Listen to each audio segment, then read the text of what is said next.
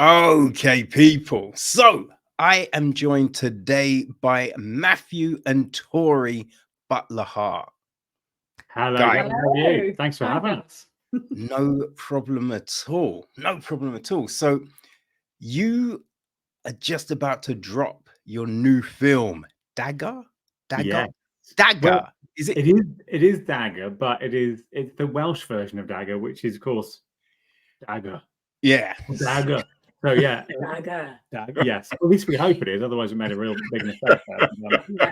Important to say it with that nice, You have to have the gentle Welsh lilt. lilt as if Oh, you're yeah. staring over some beautiful hills. All right. But So also with Dagr. Dagr. Dagr. Yes.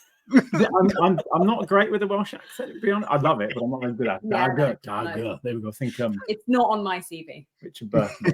Yes. We need Anthony Hopkins. Anthony Hopkins, basically. You need to channel Anthony Hopkins. Although I forgot about this, we were actually talking to Anthony Hopkins at one point about doing the voice, I know. and then he was actually genuinely interested because we know friends to be friends, and then it was the middle of the strikes, and we went, "Oh no, I can't officially do it." We're like, "Yeah, but we weren't going to pay you. It was a favour. We weren't going to give you any money for it." But yeah, which would have been great. That would have been quite fun, actually. I've forgotten about that. Oh man, that's a little rubbish. I know, but then again, I mean, you've Yeah. seen the film, Kevin. Like, by the end of the guy who did do, our druid's voice, it gets so kind of like Distorted. Yeah. But, Anthony knew what he was doing. Mhm. Sir Anthony. Yo, so where did this idea come from? Well, so to be perfectly honest, the actual initial idea. So there's some American distributors on our last film said, "Have you ever thought about doing a found footage film?" Now, I love a good found footage film, but I also think they're really hard to do, which basically means that we go, right, well, we need to try and have a go at it because as a director, but I think as filmmakers, we just like playing and experimenting and seeing if we can do things. Sometimes things work out, sometimes it doesn't. And then there are a couple of ideas that I've been wanting to play with, like sort of horror-wise or folk-wise. I love folk stories and that sort of stuff and myths. But I still want to write a sort of a film about these two sort of Thelma and Louise characters. They're sort of on the run from, well, they've stolen something and they end up in this big house, but they kind of basically been hunted down by the Wild Hunt. It's kind of a Celtic myth thing as well. So I was like, oh, well, we've got these two characters. And then Tori started coming up with the idea of it being in this kind of big house, and there's a commercial sort of being shot there as well. So we just sort of combined these two ideas, really. I think. Yeah. I think it was quick. Go. I'll say it all came together quite quickly because because we've got various other sort of things going on. We went, okay, well, it's found footage. We know it's going to be rough and ready. A lot of it's going to be improvised. So let's just write something. Yeah. See what happens. And then Tori decided. I think that's the thing, isn't it? Is that because we knew that so much of it was going to be improvised, and we wanted it to be that way. Because I think with found footage, that's kind of vital because you have to buy into the fact that what you're watching is real. Yes.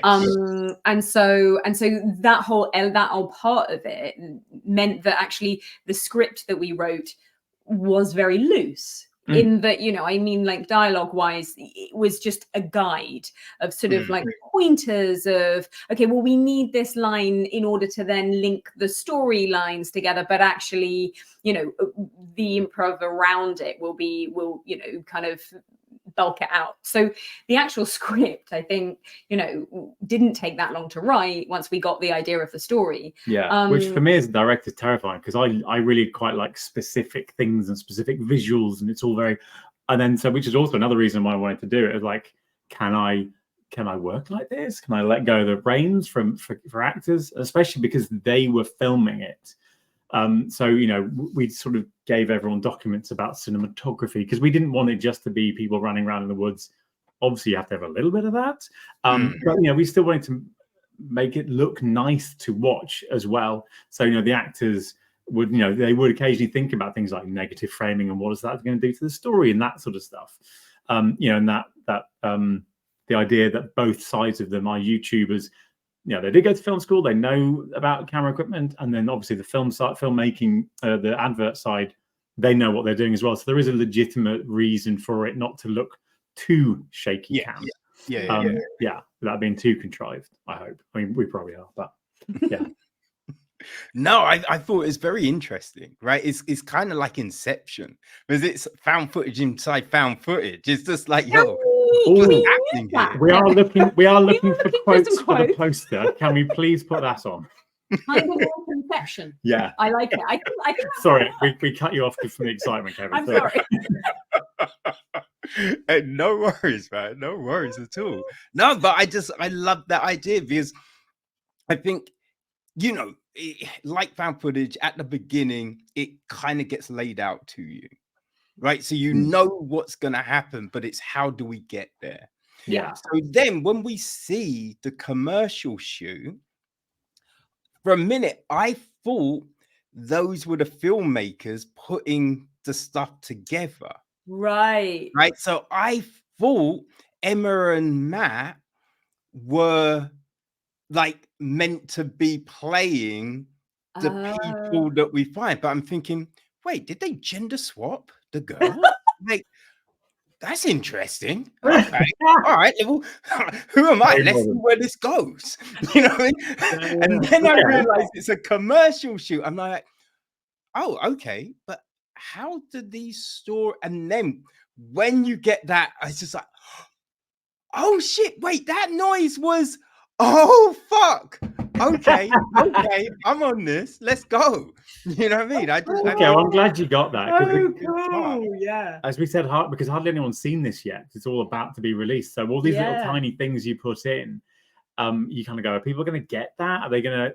Because on the set, sometimes we go, oh yeah, but on the second watch, people will get it. Like realistically, most people don't watch a film the second time. Unless it becomes like one of their favorites. Fair enough, but they don't. So it's either they're going to get stuff or they're not. But we need them to get something to kind of, like you just said, like knit all the pieces together. But I love that because, like, we just took for granted that, like, okay, we've got this one storyline where it's the two YouTubers and it's kind of they're on the road trip, and then we've got this other storyline and that's the commercial shoot. Like, never did I it ever dawn on me that it would be like, oh, people might think that this is the kind of reenactment, which I love. I love that. Right. I might just be slow, right? No. Everyone else might get it. I might just be slow. I love that until they arrive and then they find the iPad and then it's like, oh, right, okay, now we've got those two, the two storylines connect and link. We do like to overcomplicate our own lives. Like all our films are probably more complicated than they could or should be. Yeah. And that's why we said about, we do tend to make films that people either really, really like or don't, because they either kind of are going to be on it and going, oh, see, I see that.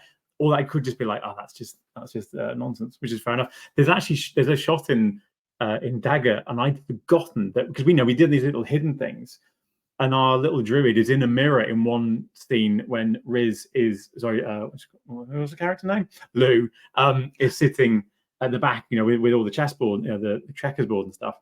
And I'd forgotten he was in there, and we've been editing it for about 4 months, and I went, because I even thought, I was like, I wish there's a mirror there. I wish we'd put him in it. And then I watched it again and went, oh no, we did. I just missed that. So there's the film is full of these little tiny things that even the person who co-wrote it and directed it hasn't. Yeah, so I'm also one of those people who doesn't get it. So yeah. But that's fun. That's good. I like that. Thanks. Yeah, no, I really did enjoy the film because you buy into all of these personalities. Like Thea and Louise, goddamn, they're irritating. I found them irritating, but I love the fact that I found them irritating because what they do is kind of grimy. What they do for the likes, you know what I mean? Yeah. So they can't be crazy likable people, I feel, right? So I buy into those, and then the film shoot is just like okay, so wait, Emma, you be here, and Matt, you be here, and be like, okay, can I touch you on your shoulder? Be like, oh yeah, no, that's fine. Can we? And just like, God damn these pretentious fuckers, man. Yeah. Just, like, what are you doing? And then it's just like, oh, and then she hits him in the butt. You're like, I only tapped him, and be like, yo, he can't touch you on your shoulder, but you can smack him with a what the fuck, man? The thing is, like, they just work that stuff out as well. Yeah. Like, that was what was great about it. Like, we'd all chat about stuff, and then they just see how it goes, and that was just like came out of you. We always wanted that. We always wanted that kind of the ridiculousness of you know of what how it becomes on set of like, you know, what can we do, what can't we do? Yeah. But it's which really is right in a way, but then also it's absolutely it's but then you get these right, conversations, you're like, but hang on, I can do that, but I can't. I just don't understand. You know, and 20 minutes later, you're like, we still haven't shot anything because we're still. We kind of wanted to crank up the kind of what people like, say what my mum might assume like is like on set, or you know, like what actors are like. Yeah. Let's just crank that up.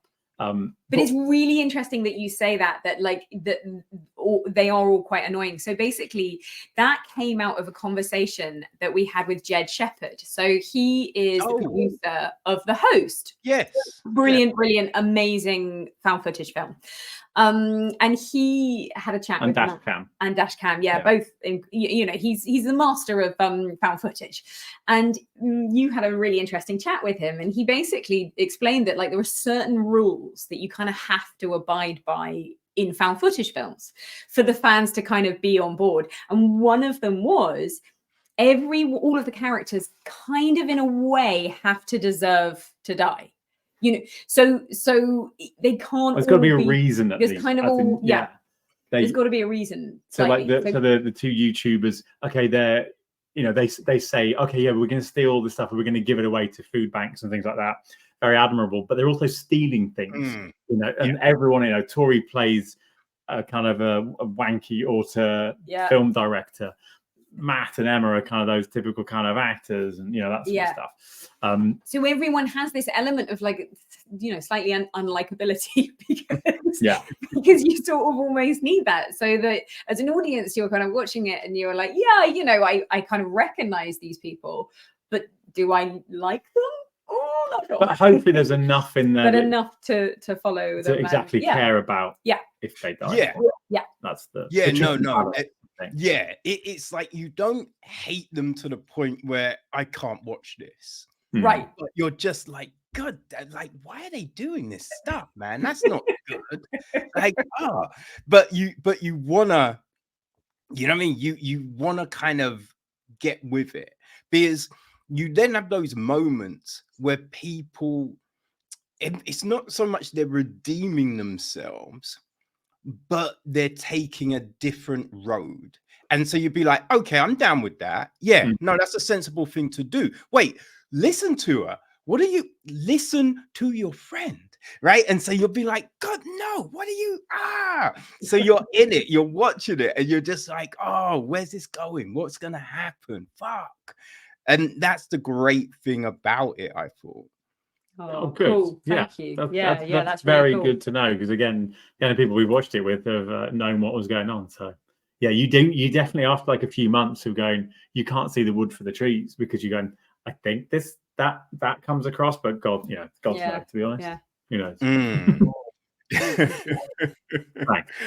You know, like, what were the films that kind of speak to you when it comes to found footage? Because there seems to be a lot out there. Yeah, we watched a lot when we were like prepping for all this stuff as well. Kind of like, okay, what did we think worked and what didn't? And I mean, for me, I don't know if you remember the old school 1992 BBC Ghost Watch. I still go back to that. It was kind of banned for years. Did you ever watch that? It was like live in 1992 with Michael Parkinson and Sarah Green. It was kind of like almost one of the original found footage sort of things, but it was all faked. A friend of mine at the time, she really liked it, but I'm just like, yo, why you want to watch this shit? Like, because my kind of thing is, right, it's the, like, the kids that want to play Ouija board. I'm like, yo, it's all fun and games until it's not, motherfucker. Like, what? We were the kids that played Ouija. Exactly. Oh my I was actually saying a friend of mine, Phil, who's My massive. parents said I can't talk to you, so I gotta go. Okay. we're very nice and normal, really. But no, we're actually having a conversation that so a friend of mine, Phil North, who actually has like a Hellraiser podcast because he loved Hellraiser. Like he was obsessed with that stuff when we were kids in the 90s. And we were like mess around with like Ouija boards and tarot and stuff. And I genuinely think in the summer of 1996 that I cursed my bedroom. Oh. All sorts of weird stuff happened, and I ended up couldn't sleep in it for a summer. So I kind of agree now in hindsight. Don't mess around with it 100%. But yeah. But then it makes a good story. So let's make a film. Yeah, I mean that's the thing. Like film wise, it can be great, but it's just like, oh, why are these people wanting to do this stuff? It's the unknown, though, isn't it? That's the thing. We're obsessed with the human race. We're obsessed with the unknown. We know there's something else going on. Let's find out what it is. But what was there's a brilliant found footage film. I mean, obviously we watched Host, we watched Dashcam, but the Blair Witch. No. Blair Witch, You've heard of that, obviously was no, it was set. Is it called the haunting house? The origins thing, LLC. Yes. Yes, exactly. Yeah, because there was one that dropped mid last year. Yes, we haven't seen that. We've only seen the original, I think. Ooh. I thought were really well done. Well, the first one, I can't remember. Was really well done. I really wish I could remember what the actual title is. It's the haunting of. Is it Haunted House LLC? Isn't it? Oh, is it Haunted? Yeah, because it's like there's a series of them. Yes, exactly, and they are brilliant. I mean, Hell House. Hell House. Yeah. All these horror people listening, shouting at us, going, yourself filmmakers. How can we watch their film when they don't even know what Hell House is? Right. We just have very bad memories. I think my superpower is watching a film and I will immediately forget what it is, but no, I love it. And then we'll watch it again, forget it, and go, oh, no, but I really like that. Let's watch it again. I think that's my superpower. That's why I've only ever watched 3 films. Not true. You heard it here first. Yes, but actually no. But Jed Shepard again said, if in doubt, like look at the Blair Witch template and try and stick to some of those, because it's sort of set the not that we were trying to do a Blair Witch or anything like that, but as go look at there's certain rules and they're all in Blair Witch, and if you can kind of work out your own versions of those, then at least it will give you a kind of a nice map of what will work and what didn't. Obviously, we got halfway through and we started going, but what if she floats? And this kind of stuff. So half the stuff that's in the film is that was Tori's idea. Yeah. Because we were like, the thing we came up with is not very good. What? And Tori's like, what? Let's just make a float. Great. Let's try and work out how we can make Emma float in the middle of the film. So the thing we definitely went against Jed's advice, I think, because we were like, a little bit. What if there's? But at one point, what if there's beaks in someone's face? But not that we didn't have the budget for that. So there's a lot of stuff we tried. Because I think we had 9 days to shoot it in. So I think, as always, we're a little more ambitious than the time that we had. So as always, there's loads of compromises in the film. It was over 2 weeks, but you're right. Was it 9 days? Even 9 days of actual filming. And then the professor's bits we actually did in our house in Frome in Somerset, and we just had to match those up to pretending it was shot in the 90s, but in Wales. But apart from that, it was basically 9 days. So we would try things all the time and go, that did not work. What else can we do? But I like that, right? Because I understand using something as a template, but how many Blair Witch clones have we seen? You know what I mean? And it's a bit like, all right, I get it, but can we do something different here? Can we try something new? So I like the floating bit was just like, yo, what the fuck? That's also going to be on the poster. Okay, good.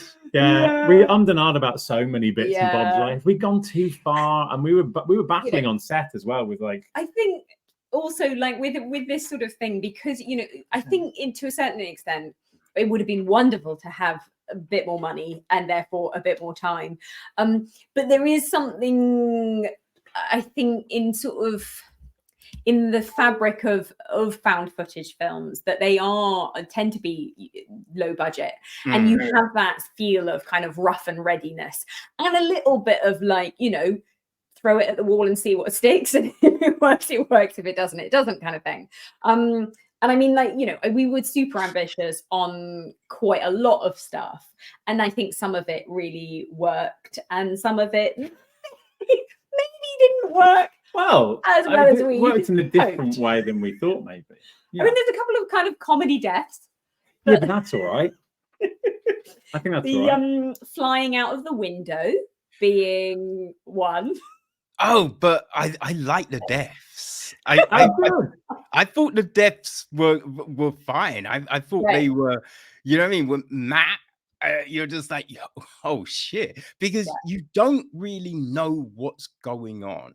Yeah. Right. And you don't know is this supernatural? Is it someone fucking around? Like, you're not quite sure at the beginning.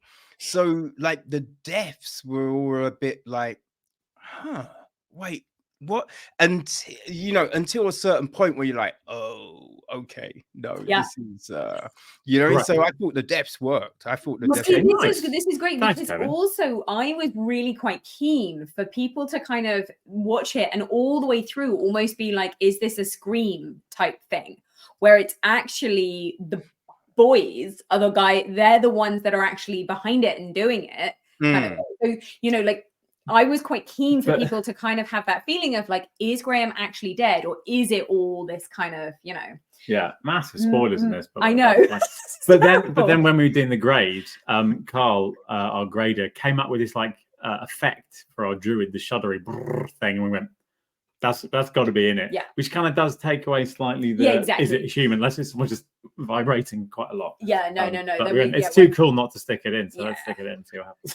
Yeah, the whole vibrating thing was like, yo, because I'm watching and thinking, how did they do that? Like, that was, Just gave him a lot of coffee and then just stand there. Try to stand really still. No, that was I think that was really simple sort of thing that it was like a kind of a camera shake effect that he just kind of cut around our, you know, Lord Somerton Druid. I mean, I don't think it was that simple. No, Carl, if you're listening. It was very basic. But as in it was all done at Modern Air, so they're very good at what they're doing. But at the end of the day, it was like a kind of a camera shake plug-in.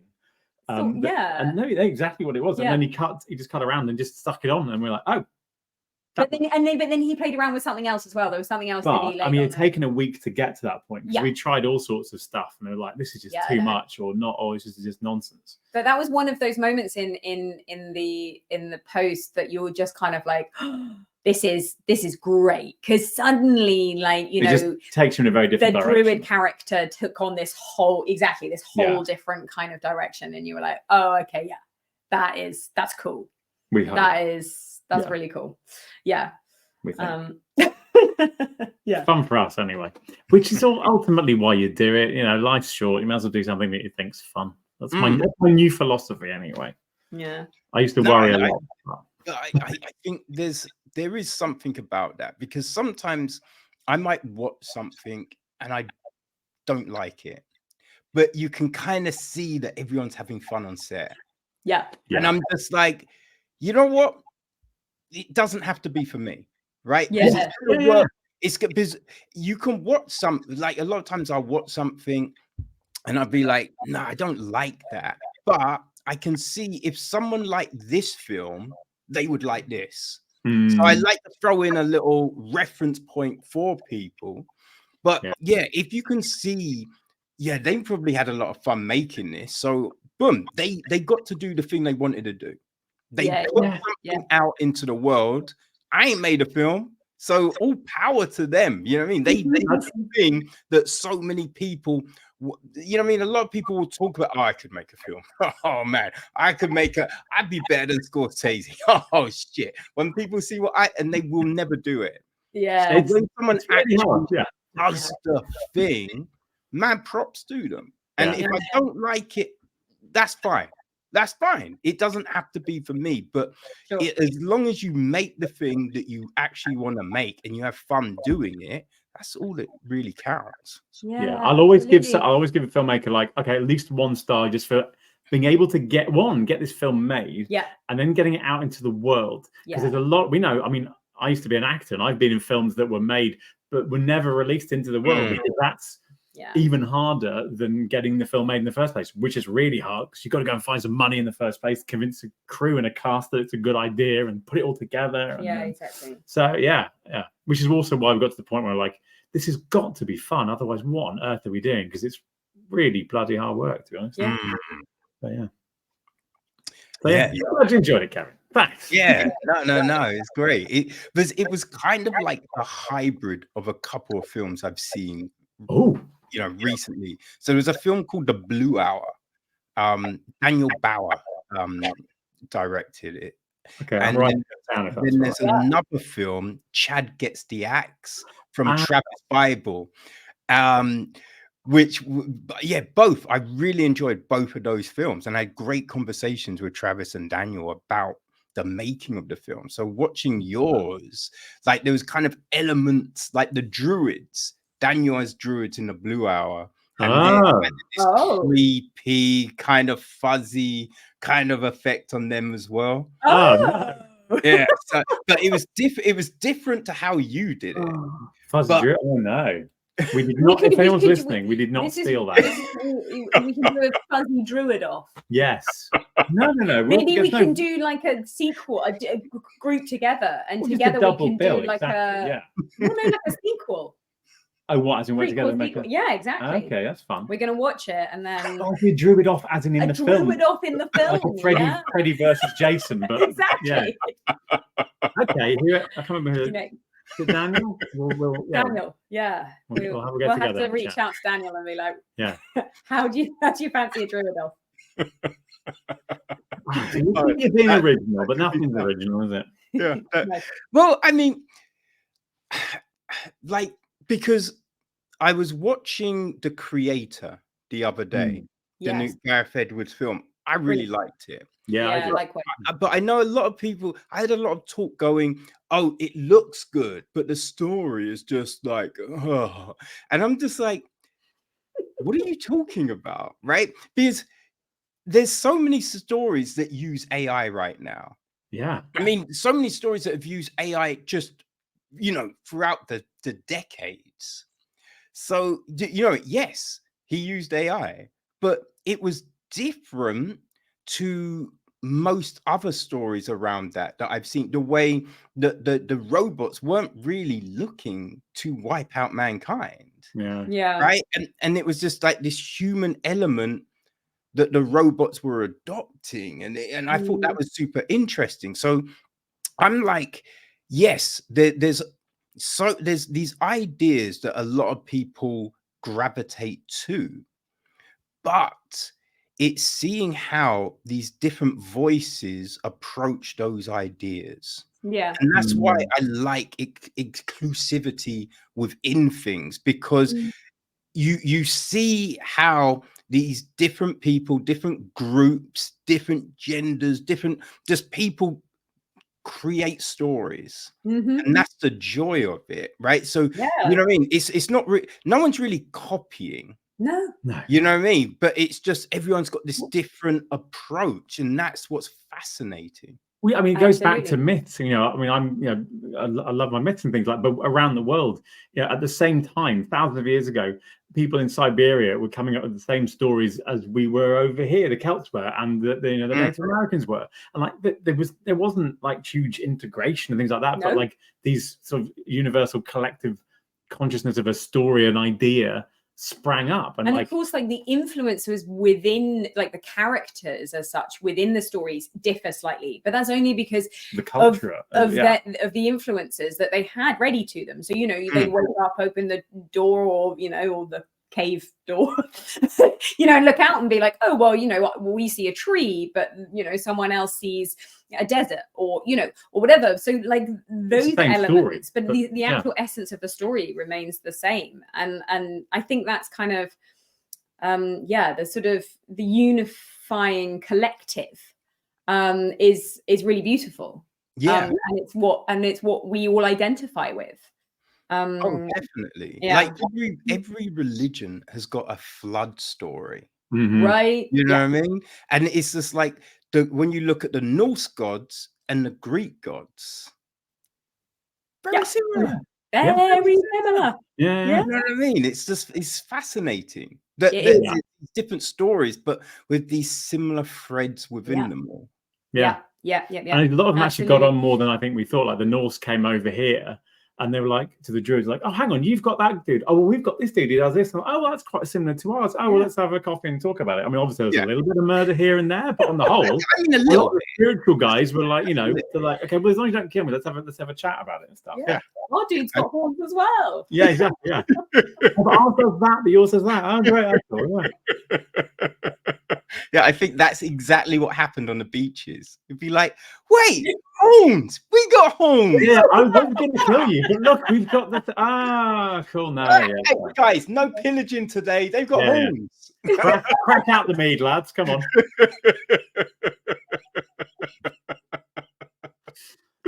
Oh boy. Oh man, like 9 days. That might be the shortest shoot time that I've heard in all these conversations I've had. 9 days is crazy, man. Yeah, we did another film there's an actor called Akio Pye-Jeary, his directorial debut, never say that, film called Real, which did really well. It's like the BFI and London Film Festival and stuff.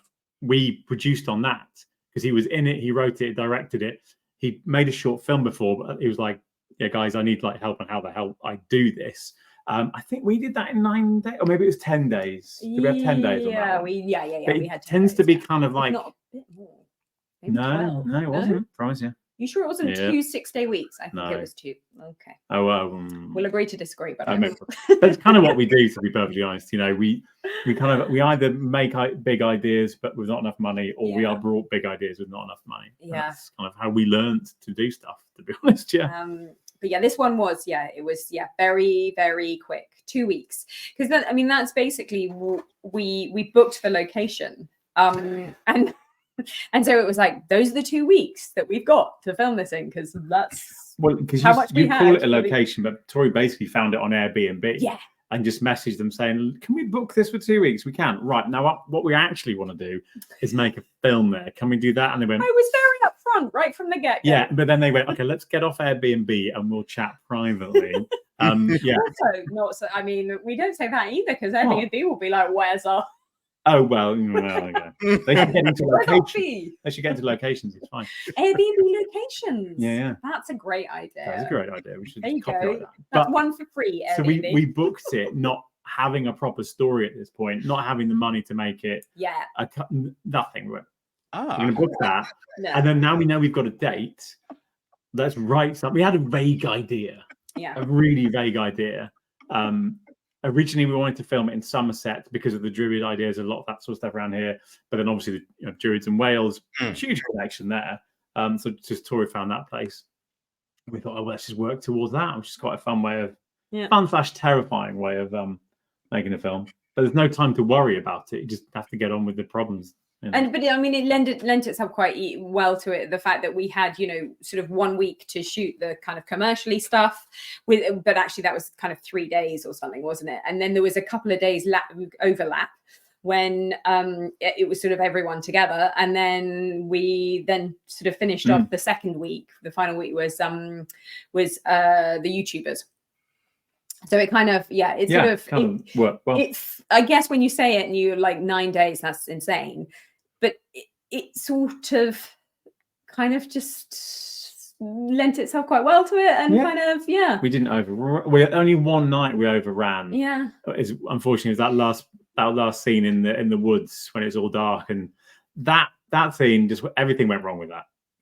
Sadly, we should have booked for 2 nights, because they poor actors, because it was May, it was really warm, but apart from at nighttime it was freezing, so we were like filming at 3 a.m, because it was getting on for the summer. It was in May, so it was really light until about 10 o'clock, so we couldn't even start doing anything until after then. Yeah, they were long. And it just went, and then so there's so many ideas and things that we had, and we were like, and then we were like, we can't do this because poor Ellie is tied to a tree, being an absolute trooper and covered in hot water bottles under a cloak. Yeah. And that obviously everyone was like, well looked after, but no one complained. And but I was like, we can't keep doing this. Yeah. They are going to freeze, and that's not cool. Also, that does kind of tie in. So because we shot everything on iPhone. And so part of what was great and meant that actually it was nice and quick and easy to sort of, in a way, to shoot in such a short amount of time was because we had literally 6 cameras sometimes at any one time. So you got loads of coverage. So in a way, it was sort of almost quite theatrical in the way that we were shooting it, because we were, running the scenes and quite, at times quite lengthy scenes, up to kind of 5 pages or whatever. But because everyone kind of had a camera, or they were the static cameras that were set up, you got loads and loads of footage. But when it got to outside, and obviously as people kind of drop off and the cameras drop off, we got fewer and fewer cameras. And then so by the time we got to being outside at night in the dark, as wonderful as iPhones are, they are still not brilliant. They're in low light. They are phones. They're not actually like film cameras, so we can't expect. So that was a kind of a challenge from that respect that kind of cropped up. Well, then also from my point of view, then you kind of go, but I really want a close up of this reaction. How on earth do we do that without it being really contrived? Yeah. And example, like Emma falls out the window or whatever happens. There's one camera that's on the desk.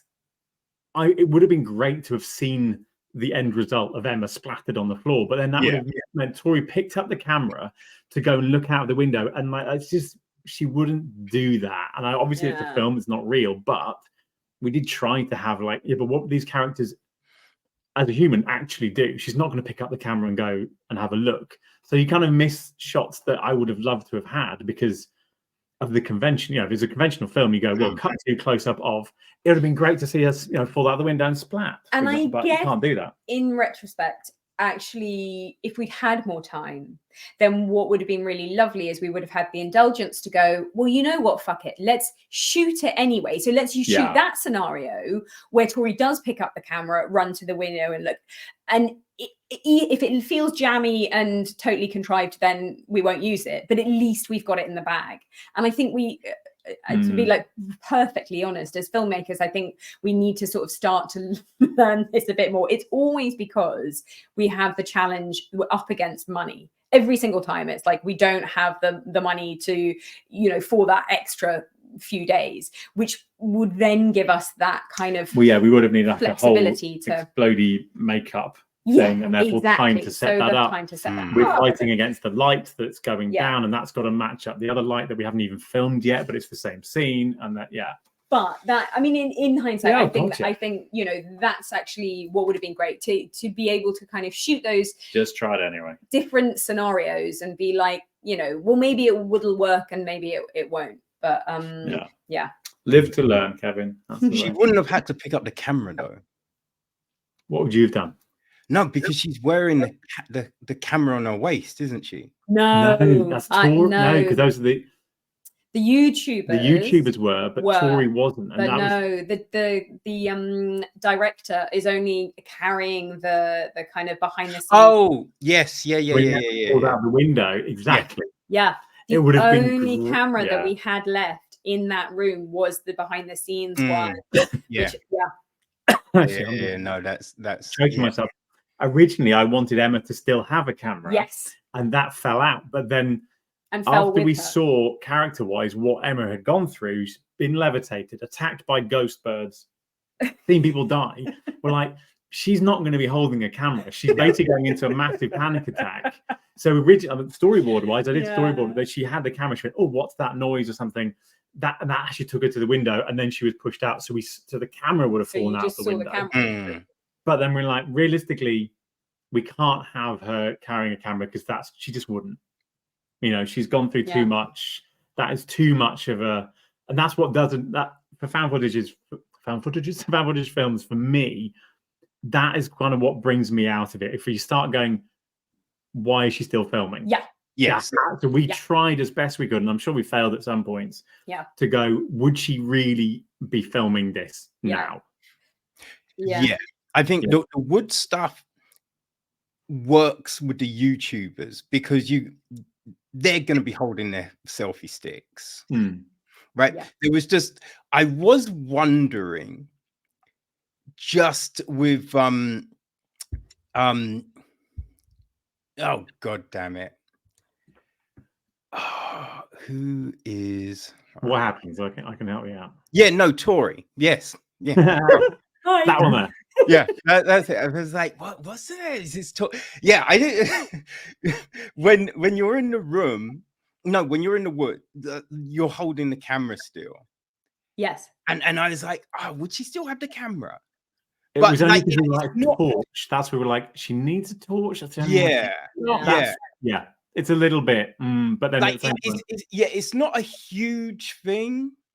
But that was literally probably one of the only things where I'm just a bit like, yeah, it's just that, right? There wasn't a lot of things in the film where you're just like, well, obviously, no, they're not going to do that. And why would they go to Wales, right? That's no one goes to Wales. That's stupid.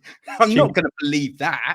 No, but it was just the camera. But yes, it was the torch function where you can be like, I guess it's because of that. But then I'm just like, you're running away from people. Turn your torches off. But then we've got the dark screen. And this is when you go, but if we turn them off, no one can see anything. We're shooting on iPhones. Exactly. So like, there's no way we. There's the fact that there's that leap after a while. You're like, we have no more reasons for you to be doing this. Apart from that, if you don't, there will be no scene. We can't film you, and we can't see you. I think that was the major predicament about found footage films. It's like, how do you get around that thing of like, why are they still filming? Because I have watched so many, and like 5 minutes in, sometimes I'm like, why are you still filming? You know, it is really, really hard to kind of get around. Because as you say, like, you know, you'd just be like, turn the light off, or don't, you know, it's the same as like in any horror film. Why is she running upstairs and not out the front door? But then we try. That's what. Then we try to answer that with like, well, there's ghost birds in there, so you can't get out. But with the YouTubers, it makes sense, right? Because they're trying to get this incredible footage so they can go viral and be like, so you can still you understand why they are doing it. So it does make sense in that regard. Yeah. Good. Yeah. Yeah. There's some excellent quotes to the poster as well. Yeah. It does make sense in that regard. Some of this film makes sense. When you're writing it all out, though, like what is that like when you're trying to plot a story and you're going, okay, in reality, this makes sense. This makes sense. Oh, but so because it's found footage, we have to do it like this. So is that gonna like? Is it easy to coalesce that in your head in that first run through when you're putting that story down? I think this one was tricky, to be honest. And we had we went and had a look at the location with our DOP Pete and my brother Graham, who's great in the film, but he's very much on the production sort of side of stuff as well. And we spent hours and ate a lot of pizza just trying to work out the logistics of it, because we all said like we have to as best we can. We can't just go, it's a film, doesn't matter. Some bits of that, but we did try. And like, I suppose with every film, you know, the technology of of that medium dictated a lot of bits of story. So there's so many things that we wanted to try, and then went, we just can't do that. We came up with like cool ideas, and then went, no, but if we're sticking to these rules, we have to go this way rather than this way. So that was the hardest one, I think, for me as a director to get my head around as well, to kind of, rather than going, all we need to do is cut away to this, and that will give us a little hint of this, and it'll bring another layer here, but the audience see it, but the characters don't. And that's the kind of way I normally think about stuff, you know, visual storytelling, slowly piecing it together. And like, I can't do that. if I wanted to see that, I need an actor to go over there. But why on earth would they go over there? Yeah, so, which was also quite fun though, because we both come from a theatrical background originally, many years ago, and it felt, you know, we'd sit around the night before each of the bits, especially the big scenes with the actors and the actors in the you know, Emma and Matt and Graham and Hattie and stuff, and try and work it out together as well. So, you know, something which worked on paper, and then you go, why would they do half of this stuff? Yeah. And the acting, we gave the actors license to go, you know, and it's that thing of like, I don't think my character would do this. They go, well, I know, but I mean, how do I make this work story-wise? It just doesn't, you know, it works for the film as a device. As a human being, we wouldn't do that. We've got to find another way of doing stuff. Yeah. I think I had one night, because I don't really get annoyed or angry on set. I had one night that I was just like, wasn't very happy about how things were going, because I was being dictated to by, at the time, I was like, this is stupid. I want to do this. Why can't I do this? Thankfully, you know, and on the whole, it worked out. But yeah, it was tricky. It was tricky that way, to be fair. But that's partly why we wanted to do it. Can we do a found footage? The jury is still out. We'll find out in a couple of months, if people feel we could or not. Who knows? I think, you know, we did bit. No, I think you did it. I think you did it, guys. Thanks, Gavin. Thanks, Gavin. Like, as you speak to Jed, like, is there this kind of community in, you know what I mean, in like, because I think you see certain filmmakers, right? You know, people like Christopher Nolan, Peter Jackson, Simon Spielberg? Steve. Okay. I knew it began with an S. I think he's made it, yeah. This guy, Stephen, he's made a couple of films. Simon's the nice brother. Stephen's the evil one. Yeah, he takes the credit for everything. Simon really did the legwork. Yeah, exactly. He's actually the genius. Evil twin. Yeah, people just don't know. But you see these people, and they've got, you know, they work with a lot of times the same cinematographer, the same composer, right? Like, you know, just these people. And so you can see there's this community, and you know, they talk and be like, in interviews, they'd be like, oh yeah, I spoke to, and you'd be like, oh, that's cool. Yeah. So you wonder if there's that same kind of community in the UK sometimes, you know, because sometimes it doesn't seem like there is. So yeah, how is that for you guys?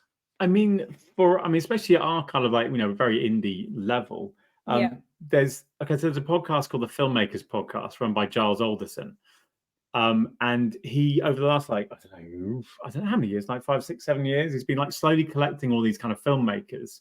And he's kind of built a little community. So we now have like a little WhatsApp group, and there's probably about 30 of us on there. We've all made, you know, a few feature films, you know, that have all gone out in the world and made stuff. So there is a little community. And like today, I've been sent all this like technical stuff, trying to sort out DCPs for the cinema run. And they sent me all these things. I have no idea what any of this is. So I was just asking them, going, has anyone ever heard of this? Yeah. To be fair, most of them go, no, what are these little, you know, like very technical sort of stuff? But there is, I mean, certainly at our level, there very much is a community, which is nice. I think that sort of creative camaraderie, I think, is really important, because as you said, as you mentioned earlier, it is so hard. This stuff is like, you know, it takes years sometimes to get, you know, from the initial kernel of an idea to the whole journey that a film takes, from writing the script, which can, you know, in itself take several years, and then you've got to go through this not this one, but you know, then you've got to go through this whole rigmarole of trying to find the finance for it, and then, you know, I mean, the actual production part of it is so minute in the story of a film, and then there's the whole aftermath of, you know, getting it actually out there, like you said, which is harder in some cases than actually making it in the first place. So it's such a long journey and such a tough battle that I think you really do need your tribe, because otherwise it can feel very lonely and very isolated and very unobtainable. And so, yeah, I think it's just really important that to kind of keep a clan. I think quite a lot of we've got weird echo. Hello. Yeah, like it sometimes is there and sometimes isn't. It's odd. Yeah. Yeah.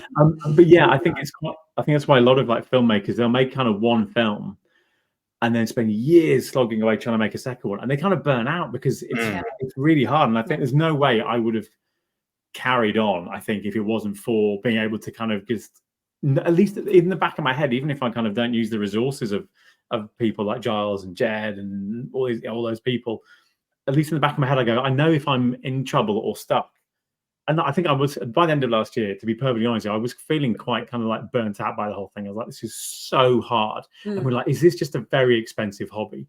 Yeah. You know, like, so we had a film that we actually shot in lockdown. We got like Ian McKellen on board and Conor Hill. It's been sold to almost every country in the world. And for a very small amount of money. And it should have, anyway, I'm not going to go into it too much. But very hard to get the money sometimes from the people who owe you the money. Yeah. And I was like, this is just it's made its budget back by about 4 times over, I think. But have we been able to pay our investor back? No, because everyone is taking a little bit here, a little bit there, and all these things you go, oh, this is anyway. So by the end of last year, I was feeling kind of pretty burnt out and mad about it all. And I just spoke to our little group, and I was like, and they were going, yeah, me too. You know, just nice to have like a bit of like a support group. And I really don't think without that, I mean, I'm getting very into like kind of how important like community of whatever that is so important. I think we've lost it a lot in society these days. And the more we are able to talk to anyone in the world, the less we are having a kind of a community, which I think is so important, no matter what we do. And I think it's maybe sometimes perhaps the misinterpretation of what community is, in that, or that people feel like they're connected if they check their phone, their Instagram in the morning, and I'm connected because I'm liking that post, or I'm commenting on that, but it's not really true connection. No. And I think that's really, really important. And I think that's maybe where we've gone so far down the kind of social media road that we're tricking ourselves into thinking that we've still got this community and this tribe, but actually it's not true connection. And I think it's just so vital to kind of to stay truly connected and actually engaging with people on a more personal, more honest level, to kind of not shy away from being just really honest and reaching out to people and saying, actually, can we meet for a chat? Can we grab a coffee? Can we even, if it is Zoom, like, can we, so we can do a face-to-face rather than this kind of very remote way of, and we're trying to sort of pass it on now actually as well, like, so if you're young filmmakers or whoever, get in touch going, can we have a chat? Like, yeah, great. Yeah. Let's try, and this is the only way any of us are going to survive on any level is if we help each other. At the end of the day, we're storytellers, we're trying to get stories out there. Stories are so important on such a human level. If I can anyway help you, of course I will. I haven't got any money, so please don't ask that bit. But everything else, very happy to help. Sometimes they go, yeah, I need an executive producer. I'm like, what do you think that means? Do you think I should give you money? Because that's not happening. I'm so sorry. We wish. I know. When we win the lottery, we keep playing the lottery, like the big one, to go, and we'd have like a proper fund, and we just go, is that a great idea? Great, here's the budget. We'll just give you the money. Boom. Yeah. We'll put it out there. That's the dream. That's great, right? I feel in so many things, people get up the ladder, and instead of turning around and helping the next person, they want to kick the ladder away. And I just find that such a weird mentality. So I'm always down with, I mean, because I do, marketing and communications. That's the day job, right? So I'm happy to talk to people about that.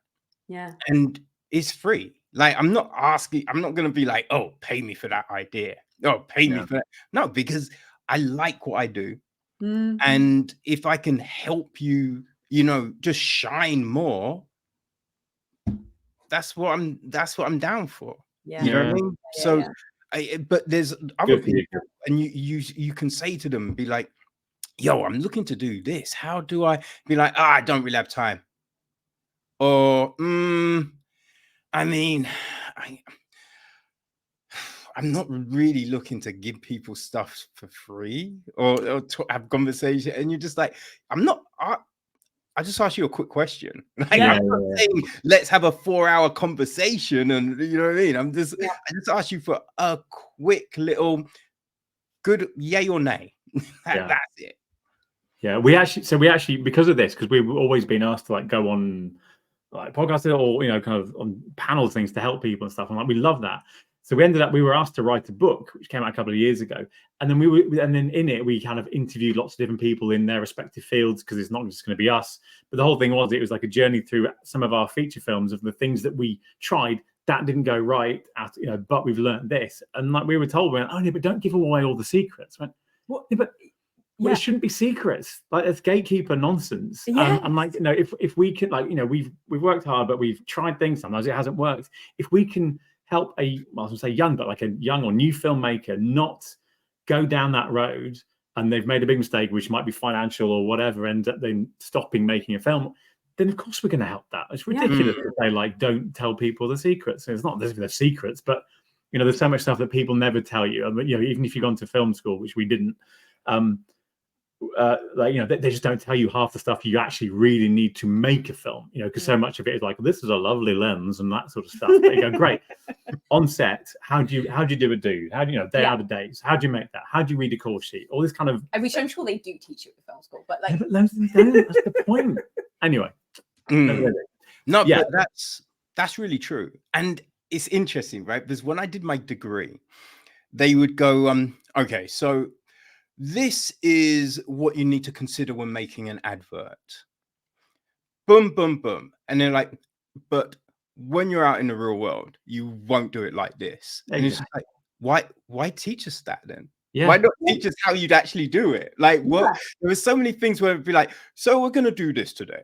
And then be like, but when you're in a job, you won't do it like this. And you're just like, wait, what? Am I wasting my time here? Like, are you hearing yourself? What's happening? It's very, there's that weird thing when you're in education and you're learning, but then also with the ideas stuff, right? There's people have said that to me as well. Be like, oh, you shouldn't tell people your ideas. And I'm just like, it doesn't really matter because they're not me. Right? Like, they won't be able to do things the way I do. They don't see things as I see things. Yes. So I can tell you something and you're going to have a completely different approach to that thing. So the outcome will be different. Yeah. The whole thing of like, we've all got the same stories in us, but we're always going to tell it in a different way, because I've gone through very different, life journey to the guy who made, was it the Blue Hour, for example. We might have fuzzy druids in it, but we looked at them from a different perspective. Exactly. I really want to talk about that. I know. I'm really excited to watch that tonight. I might actually email the director and go, look, mate, we've done this film. I promise you, I did not see yours before.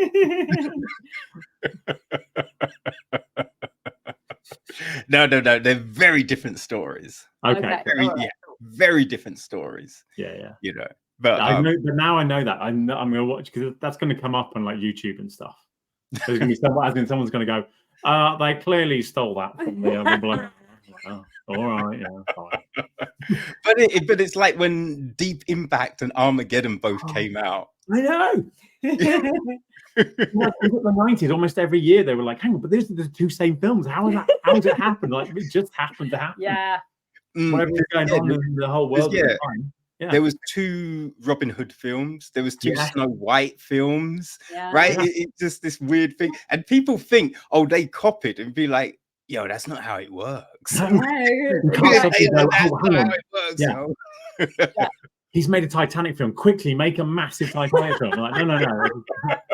Yeah. Years of planning, years of 9 days. Can we do Titanic?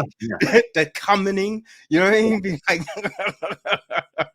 I mean, raising the finance for those things takes years in the first place. So there's it's impossible.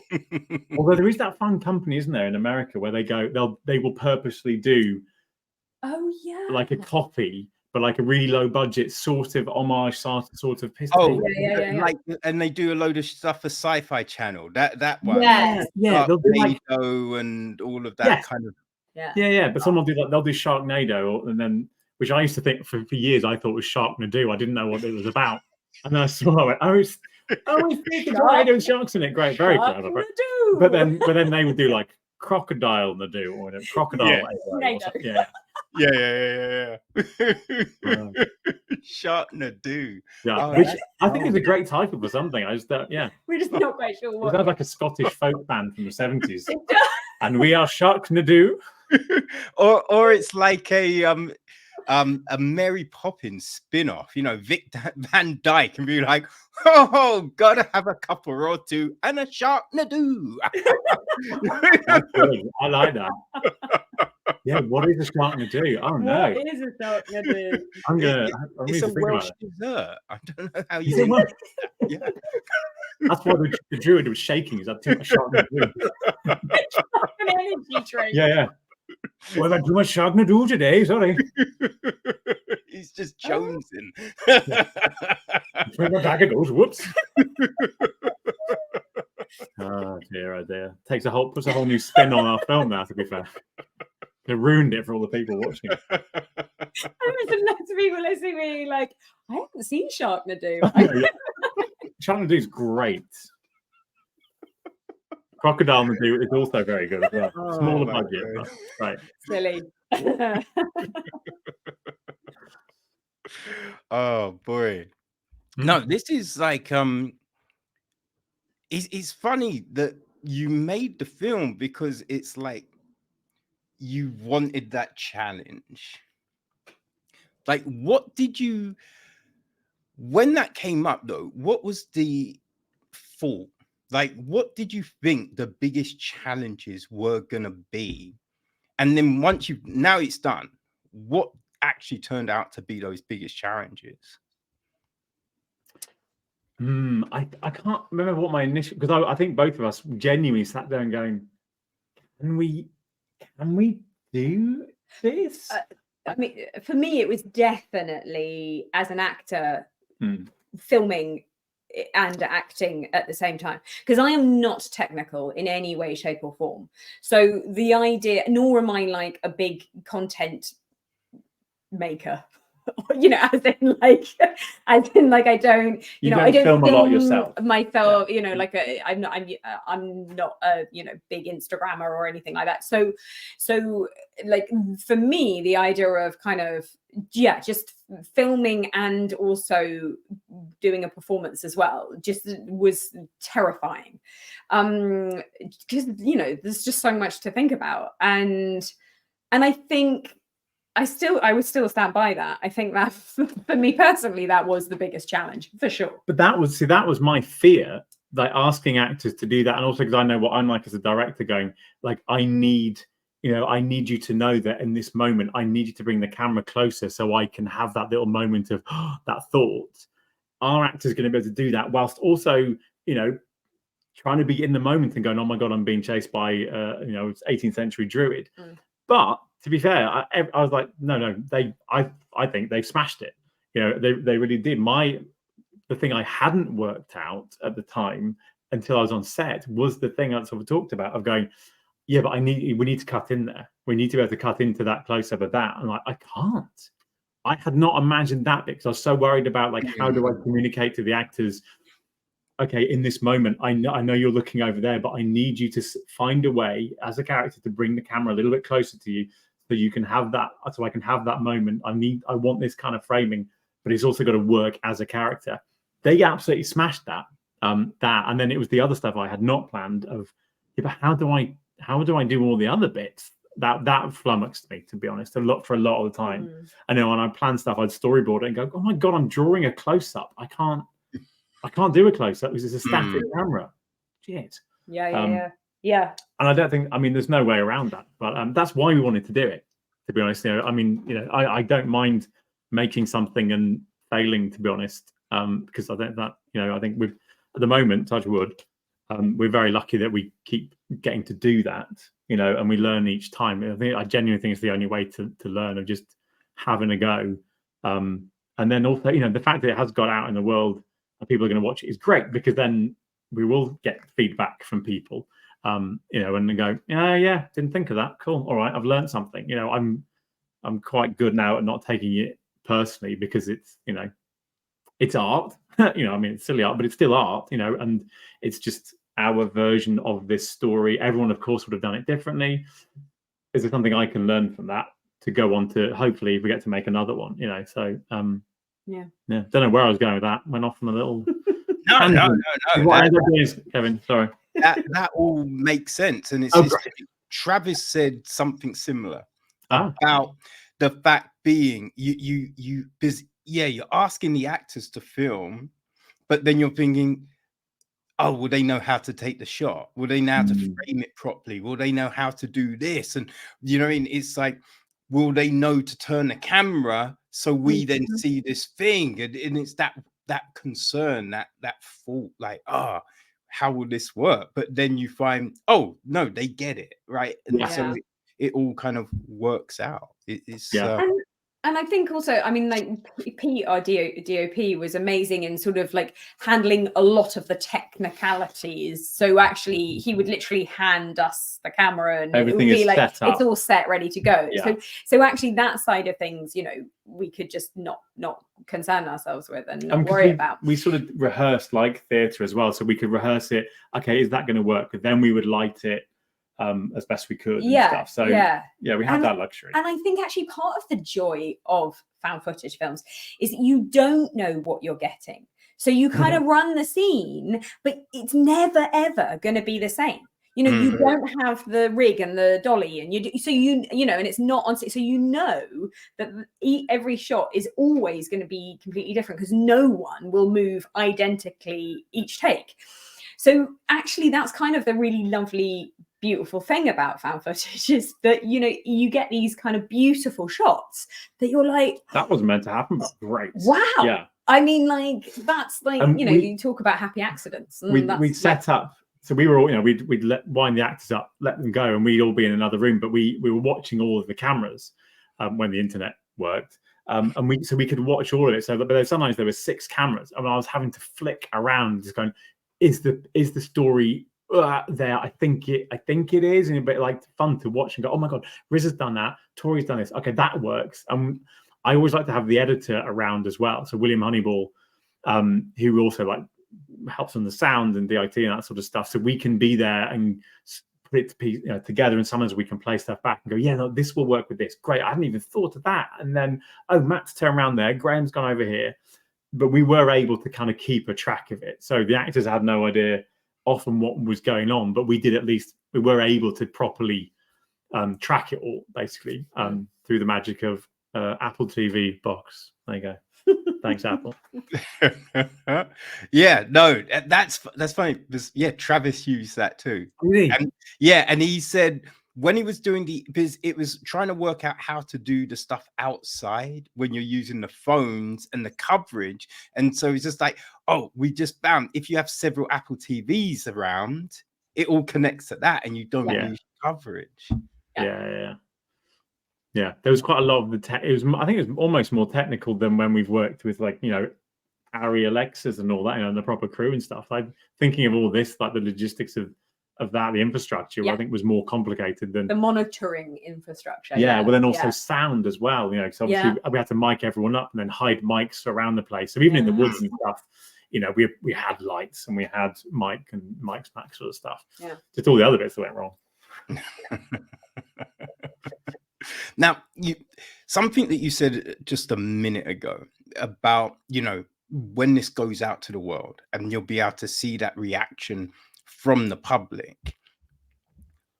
How do you cope with that? Because now there's been so many times when people don't gravitate to something and then they do. Right, because when Donnie Darko came out, people were just like, oh, this is so weird. And then everyone's like, oh my God, this is amazing. You know what I mean? But that initial, what are they doing? This is fucking stupid.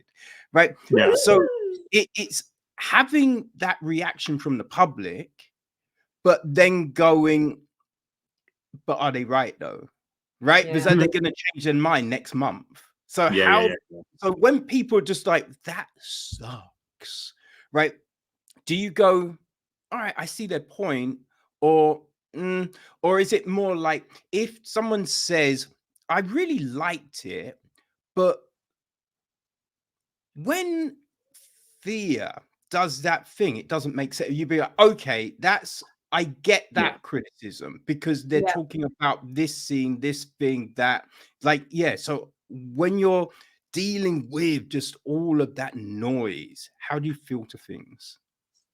I think you've just nailed it, to be honest, Kevin. If it's something like that's specific and you go, okay, I can see their point, and if it is, I go, okay, well, like, you just have to change perspective, which is what a director has to do, be able to do, in the scene, and go, look at it from your point of view, look at it from your point of view. If it's something specific, even if I don't agree, I can go, okay, well, that's a good point. Well, maybe I'm going to bank that, and maybe I can play with something the next time we do it. If it's something a little bit generic of like, oh, I was boring, I fell asleep. Okay, c'est la vie. Not for you. Not for you. Or you had a really tough day at work, or you argue with your partner, or you're actually secretly worried about your sick dog and stuff. I'm like, I'm quite kind of empathetic I'm like, okay, you might be taking it out on the film for other reasons if it wasn't a specific thing. And like, it's because I look back and there's so few films where I go, I hate that for no reason at all. There's always, if I haven't enjoyed it, I go, well, hang on, but why? What was my day like? What was it? Did I just misunderstand? Did I think it was something different? That happens sometimes. I go into something and you go, I thought it was this, but it wasn't that. So then I've got to reevaluate. If I'd known it was that, maybe I would have enjoyed it more.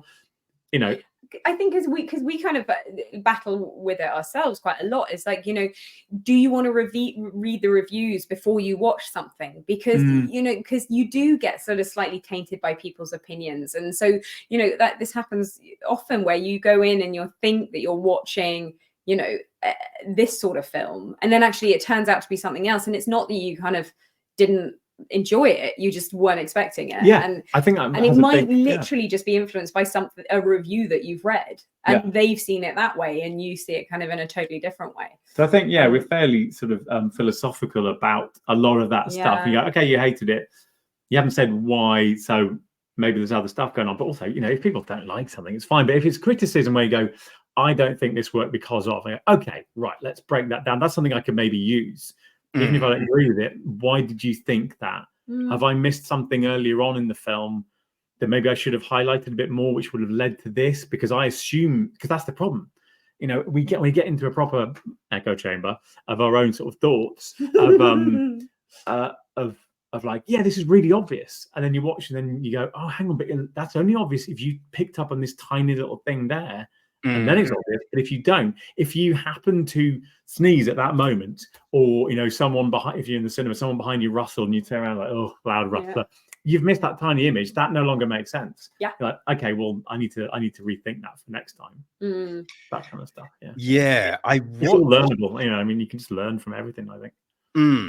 I think it was in 2018. I'd watched something during the London Film Festival, and I then interviewed the director, and like, I said to him, I was just like, I like the film, but there's a bit in it, and I just didn't really think it made any sense, right? And he's just like, oh no, because like in the mirror we have this thing and blah blah blah. I'm like, right, okay, right, because my eyesight is terrible. I'm basically blind, right? So I can miss visual cues. So a lot of times I'll be in a screening and people be like, oh, no, and I'm just like, yo, what happened?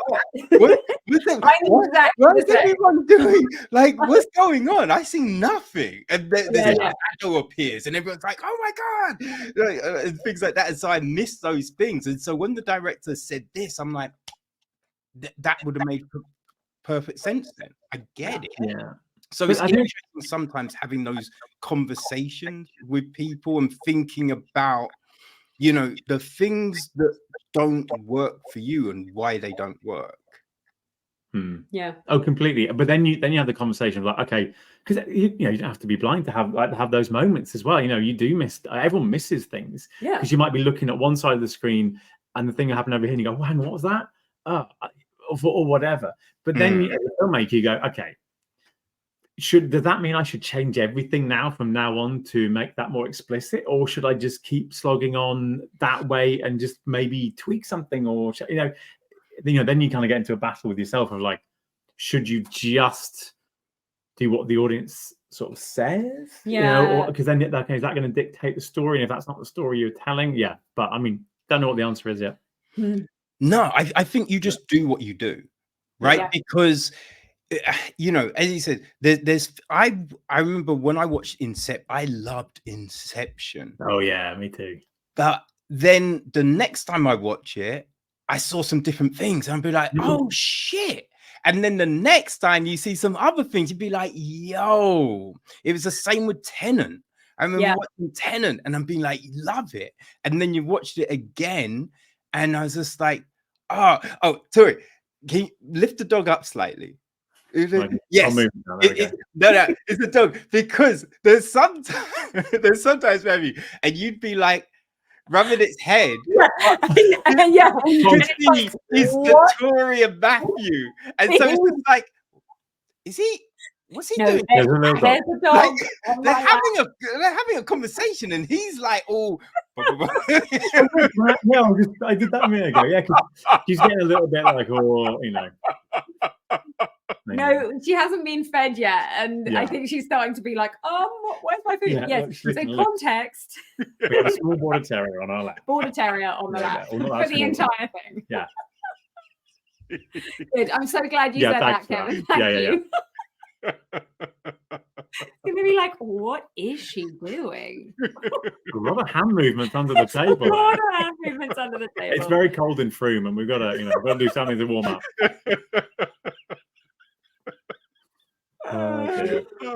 See, it's all about context, Kevin. That's exactly we go. It. Some people miss that. I'm not really. Yeah, there we go. Yeah. But yeah, because I think you catch things on the second viewings a lot of the time, and as long as a story makes sense, it's fine that you might miss some things on that first run through. It's just like, I was watching something the other day, and it was supposedly a rom-com, but I'm just like, I don't see the comedy here, right? And it was about these two. It was just like, oh God, I forget how they framed it, but it was like meant to be these two romantic people who are just burnt out in relationships. And I'm just like, no, it's not. It's two toxic people that are just fucking other people around. And I'm just, and it's telling this story about how then they find love together. But I'm just like, you're not showing why they might fall in love with each other, right? And you're not showing how they may have grown, right? And I think there's something in a film where some things might be a little ambiguous, and they're keeping you on the edge of your seat, and it's like, oh, is that happening? Is that happening? Blah, blah, blah. But when you're telling a story, and if you're trying to say this is this, but there is just no evidence whatsoever, then it makes no sense. You know what I mean? It's a visual medium. That's the thing. I think a lot of people sort of forget. You can't just sort of say the things and expect us to sort of to go along with it. Verbatim kind of thing. Yeah. But also, that's what we have learned as well, because and it's kind of like, I think especially when you're first starting out, you hear like a lot of younger filmmakers go, no, but on the second viewing they'll get it. I'm like, we cannot expect people to watch the film more than once. Of course, people are going to watch, the classics. I mean, like it's not that old, but like Inception. Yeah, people are going to watch that again and again. I do, all those films. But you can't assume, no matter what the budget is, that people are going to watch it. Like if you watched Dagr again, you are 100% going to see things that you definitely didn't see.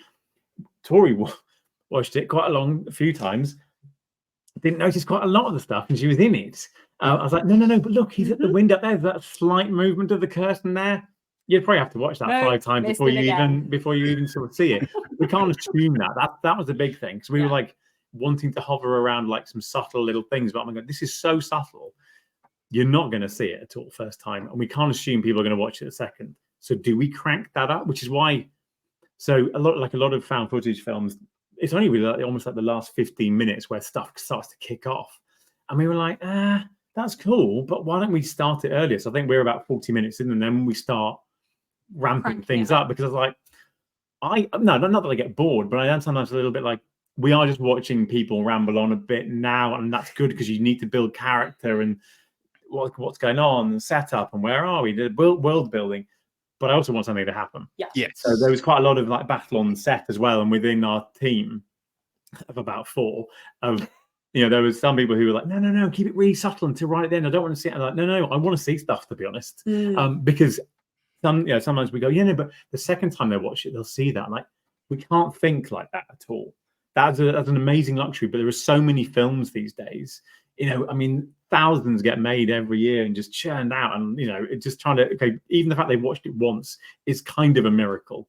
Let's not assume they're going to come back next week, because there's another 100 films that have appeared on Netflix, Disney, Apple, blah, blah, blah, blah, blah, for them to watch. So I think that is, for me, changing storytelling as well. For me, because a lot of our earlier films were more, I think, a lot more subtle. With I mean, this is still, but they were a lot more subtle, I think, and slow burn, and much more slow burn, which is the kind of stuff I like, because I loved kind of like 70s films and that sort of stuff. So really charactery and like, we'll just look at a tree for a while and that kind of stuff. But now I'm like, no, we've got to speed it up, because people, the audience has changed. Which means the medium has changed, and if we have to adapt, otherwise, we're not going to make any more films, basically. I think that's an interesting point, right? Because when all the streaming platforms and everything came, everyone's just like, oh, this is going to change the game, right? It's going to create so many more options for creatives. But as you said, it then creates those options, but it means there's so much more stuff for people to consume. And then you have the issue, what do I consume? Like, Apple, or do I go to Disney? Do I go to Paramount? Like, which one am I going to watch on Netflix, Prime? And there's great films that kind of get left by the wayside, where, like, 10 years ago, 20 years ago, that would have been like, these amazing huge films, because like people would have got behind it, the distributors and the PR people, and everyone would have gone, look, this is a really cool idea. It might not be very, or let's push that. Now it's like, that was yesterday. There's 10 more films today, and so like so many, I think, decent fighting films for the spotlight. But they're just getting lost, which I think is really, really sad. And the problem is then, it is a business. So then those filmmakers, if they don't make money back for the investors, they don't get to make a second film. So I think a lot of like good, really, really talented, very good filmmakers are not getting the chances that they should be, because of this new way of doing stuff, to be honest. And he's actually, weirdly, I was one of those people going, this is amazing, this is going to create so many jobs, so much stuff going on.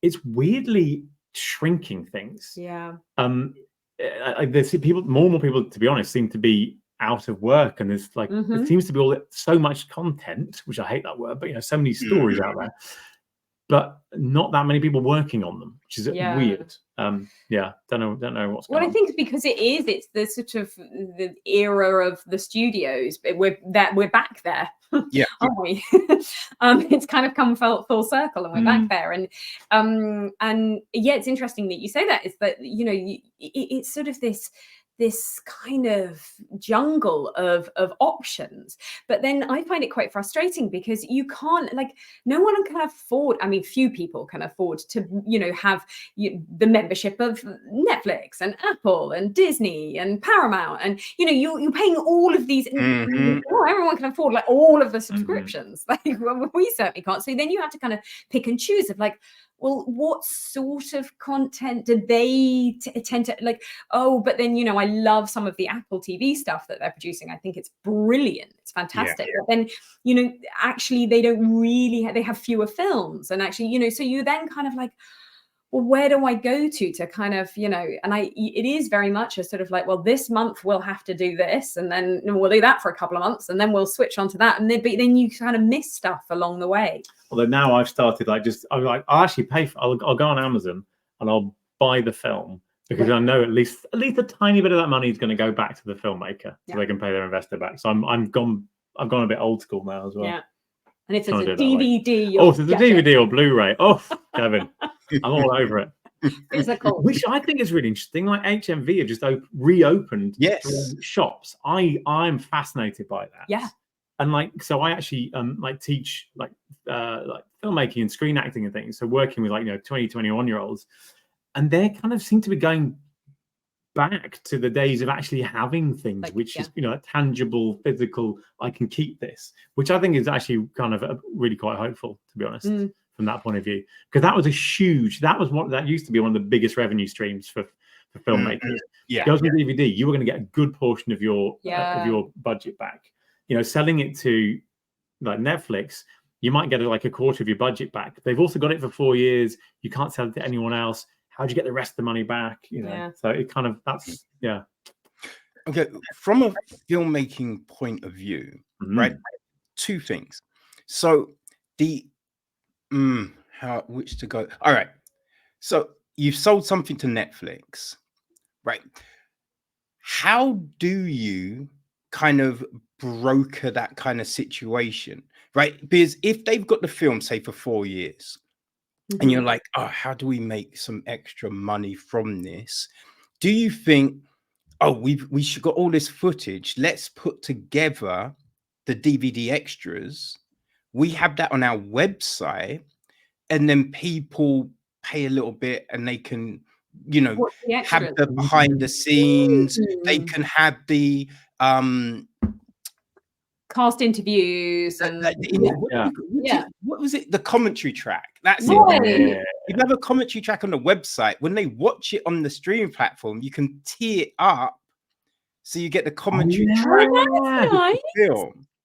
That's a great idea. That really is. Wait, I'm copywriting it. You can't have it. It's fine. You were saying I'll let people have my own ideas. Yeah, now you're on $1 million. No one heard that, right? No one heard that. That is a great idea, because I learned so much from just watching the Lord of the Rings commentaries and things, which go on for about 8 or 9 days. Which is great. I learned so much from that sort of stuff.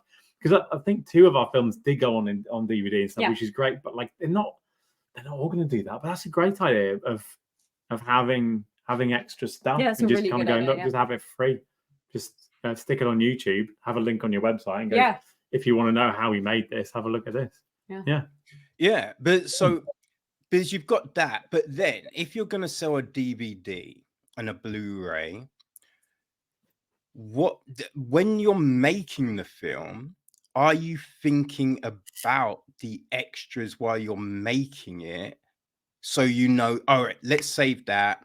Oh, well, all right, we can't put that in the film, but let's save it for the extra. How do you work that out? Well, you're meant to be. Yes. And so we didn't fail on this, and we had no more space in the house. But say, for example, we did a film called The Isle, where we actually had a decent budget and proper crew and stuff.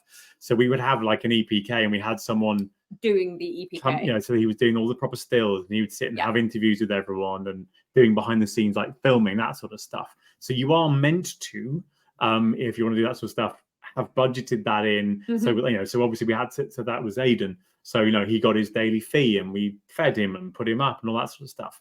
But that is, of course, that means you have to have someone else doing that. So on this one, we went, there's not enough of us, so we'll film bits and we'll take photographs. But then after a while, you forget. It goes out the window, especially you're on set and you're like, oh no, the actors just got their train. Oh no, damn it, we were meant to ask them a couple of questions and take some photos, and that didn't happen, and now they've gone. Yeah, but you are really meant to be thinking about all that stuff. And I did start we do the location recce. So I would go around filming stuff. And when we were all debating, how we put the story together, I would film stuff whilst we were chatting and things, having this idea, a kind of a video diary thing, because it's found footage. Or we'll have a kind of behind the scenes found footage type-esque thing going on along with it. got to about day 2 of the filming. That stopped very sadly. But yeah. But yes, exactly. Listeners, you should, if you can, try and budget that in one way or another, time-wise or whatever it is, to make sure that happens. Make sure you get your chats with your actors whilst they're on set, preferably in costume. Yeah. All that kind of stuff. Because also, if you try and talk to them 6 months later, they've probably, with any luck, done a couple of more projects. They haven't got a clue what you're talking about. They're like, oh, yeah, we went to Wales, didn't we? Oh, yeah, that was fun. Like, yeah, you can't remember the things That's always the fun thing about sort of like the press bit as well, is like, because I think people forget that a little bit, that like quite a lot of the time when you're interviewed as an actor, you're sort of like, this was 2 years ago. This was not so bad, but it's what still was my character? Okay, yeah, cool. Yeah. We filmed it in May, so we were kind of beginning the idea in March a bit, and then April went, okay, we'll get on this, but that's still quite a long time to try and remember what we did. But that's part of the fun. So the film is dropping in April, right? Yes. So so in February in the UK, we're doing various special like Q&A screenings around the country. We'll probably have 10 or so screenings through February and March. Through February and March, we'll be kind of pottering around like these special screenings. People watch the film and we have a chat afterwards. They can ask questions. We'll have a moderator and stuff. And then 2nd of April, it goes on digital in America, Australia, New Zealand, and Canada. On the 8th of April, it's the UK and Ireland digitally as well. So yeah. And there may be more to follow by the time it all comes out. But okay. So it's a tiny wee film. It's got a pretty decent life. No, that's great. Like, how do you find like those kind of screenings with the Q&As and all of that kind of thing? What's that like for a filmmaker? We quite literally, we've done it a few times. Terrifying. Oh, you mean find them as in make them, or actually what happens when you turn up? No, like, so you're going to a screening now, so everyone's going to consume it, and then you've got the questions afterwards. Yeah, I mean, it's quite terrifying, really, because I mean, personally, I hate watching myself at the best of times, so there's that. And then it's just also sort of like, it's one of those lovely things where you're kind of like, if you are sitting there in the audience, being there for their reaction, which is lovely in some cases, because people laugh and you're like, yay, people are laughing at the right bit, kind of thing. But then also it is equally quite terrifying to sort of, because you never know what anyone's gonna ask, what they're I love that bit. Hopefully, I don't know if you can tell, I love chatting about all this kind of stuff. Like, even if there's an audience of people who hate it, like, okay, let's have a chat about that. That's cool. But like watching it, I don't know what the point of it will, as in which point in the film it will be for Dagr. But I remember we made a film called Two Down about 10 years ago, and I think it's 12 minutes into the film. It's a dark comedy, but it's quite thrillery. And it gets to 12 minutes, and there's a really kind of strange little joke that Alex Hassel makes. And if the audience laugh, we go, right, they get it. Or then now they go, oh, it's that kind of film. Yeah. And they're in for the rest of it. Right. So I remember like sitting in like all the screenings, because we did loads of festivals and all sorts of stuff, sitting there for 12 minutes going, oh, please get it, please get it, please get it. And then they would laugh and I go, oh, thank the gods. But like, and sometimes they wouldn't. And you'd be like, oh yeah, I think no, there's only one screening where no one, I'm like, oh no, there's another 90 minutes. No one laughed through the whole thing. But then actually at the end, they were like, oh no, the feedback was really positive. We were like, and they we really loved it. We got it. And we're like, but none of you laughed. It's a dark. So I think the Dagr, will be quite a terrifying one, because it's kind of silly for 40 minutes and then kind of flips into something else. So it might not be funny enough, the first half, and the second half might not be scary enough. So then we've really messed it up. But I do think screenings are like, if someone watching it by themselves, it's such a different experience, because like in a screening, if someone laughs, you go, oh, okay, I'm allowed to laugh. It's I was permission, just about to say that. The permission to laugh. Yeah. And you just need someone to kind of giggle, and then you go, And then people go, oh, I'm allowed to. Oh, this is that kind of film. Great, I'm allowed. If you're at home, then I think it's much harder because you don't know if you're allowed to or not. You know, and you go, I don't really get it. I'm like, yeah, but if you've been in the cinema, it's that whole shared experience, which is why I think cinema will never die, theatre will never die, because it's the shared experience. It's just so, definitely. so good. And with the with the Q&As, are you able to kind of dictate the panel? Can you go, yeah, we'd like the actors to be with us on this one, or oh, can we have the editor with us on this one? Or do you get told, oh, we just want this or we want that? Like, how does that they're pretty good, to be honest. As long as there's people, they're happy. They like a mixture of cast and crew. If there's anyone a bit famous, obviously they like that. But generally they like just as many people as you can rustle up. Okay. And afford to plop around, bring around the place. Plop around. But also the thing is with actors, like the filmmakers, if we're lucky, we probably make a film every 3 years. Actors, so trying to hope now.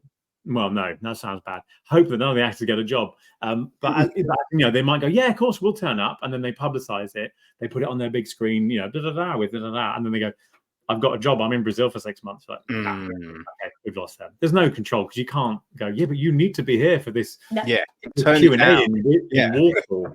Nothing wrong with Warsaw. We're just going there. We're very much looking forward to our. We are.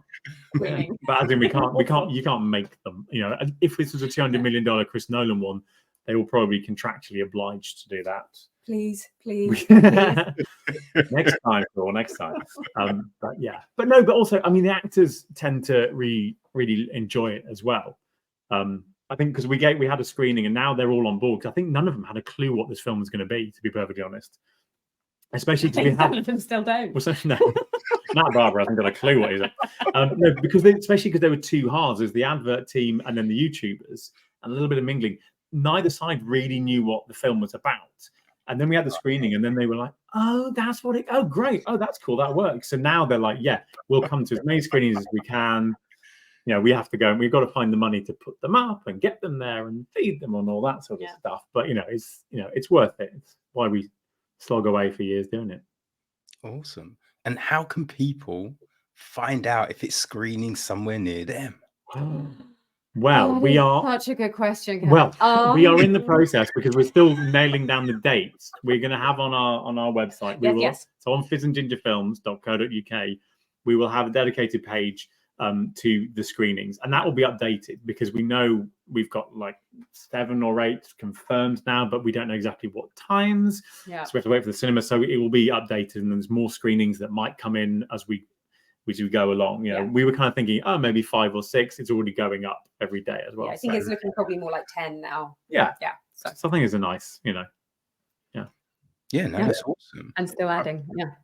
Okay. And our socials, I don't really like social media, but this is the time when it's actually really handy. You can kind of go on there for free, as in people can, and we'll go, look, this is when it's showing. Great. Oh, that's down the corner for me. Okay, awesome.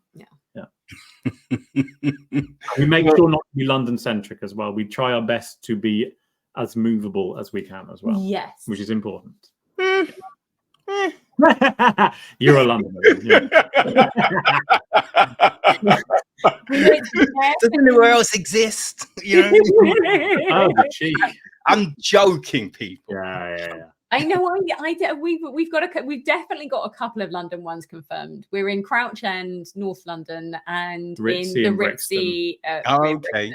Yeah, so we've definitely got those two. Which also means people from the north don't need to go south. South don't need to go north. It's okay. We're not going to make you do that. But we'll try and get a central one as well for everyone concerned.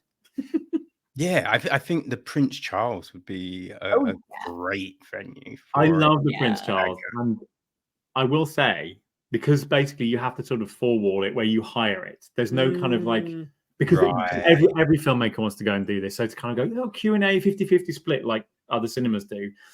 I worked out the prices to kind of just break even. And it was something like £17 a ticket we'd have to charge just to kind of pay all their fees and all this kind of stuff. I was like, I can't, for a 77-minute long film, I was like, I can't really warrant asking people. At the moment, no one's got any money. I just didn't think it was a bit was very fair. As much as I love Prince Charles Theatre and am a member of, but yeah, sorry. But the Picture House are great. Picture House are very helpful, which is great. The light, which is another company amazing. around the place, they're helpful as well. Which is great. Splendid, splendid. Oh, you'll have to do like a found footage evening or something, like you guys, maybe Jed, like some other cat, and then you do a little kind of, you know what I mean, bring people can watch several films, and then you have a big conversation at the end or after each film, because none of them are very long. Yeah, right, as well. Like Host is about an hour long. Yeah, you could do like you could do Ghost Watch. Oh, it'd be so good. Host and Dagr. I mean, not everyone shares your love of Ghost Watch. It was very formative as a 12-year-old boy. I think that would be fun. That would be fun. That sounds like a great idea, like a kind of a mini found footage festival, just like Found Fest or something. Kevin, you really are in marketing, aren't you? You're coming out with all sorts of great ideas. All right. Well, the four of us will have a chat with Jed, and we'll see what we can come up with. Sounds like a plan, man. Well, the links will be on the website, right? So I'll put a link to the Dagr section of your website. So as that updates, people just hit that, and you can find out when you'll be able to watch this great new feature, and if it's playing in a place near you. Otherwise, 2nd of April for North America, Australia, well, Oceania, basically, right? Oceania. And then 8th of April for UK and Ireland. Yes. So mark those dates on the calendar, because although it's set in Wales, it's definitely worth watching. Definitely worth watching. I'm so sorry, Wales. The press release. We did not write that. Wait, I wasn't meant to say that. Another one for the poster. I know exactly. Yeah, oh my god. This is amazing. We could have this real quote all over the poster. That's brilliant. Oh my god. Oh, this has been great, guys. This has been really good. Thank you. Absolute pleasure. No, it's been great. No, thank you so much, Kevin. Oh, no worries at all. When you've got your next project, please stop by and let's have another conversation. Absolutely, we will. Absolutely love to. Yeah, great. Oh, tremendous. Well, people, Tori and Matthew Butler-Hart, right? Filmmakers to definitely keep an eye on, because, hey, the Scream franchise is in a bit of a shambles at the moment. So who knows? Right? Who knows? Love it. Yeah. Okay? So keep an eye on these cats, because they're putting out some great stuff. Go get some Dagr in your life, people. Represent, enjoy. Guys, thank you very much. Thank you so much. Thank you so much. All right. Take it easy, yeah? Take care. Take care. Bye.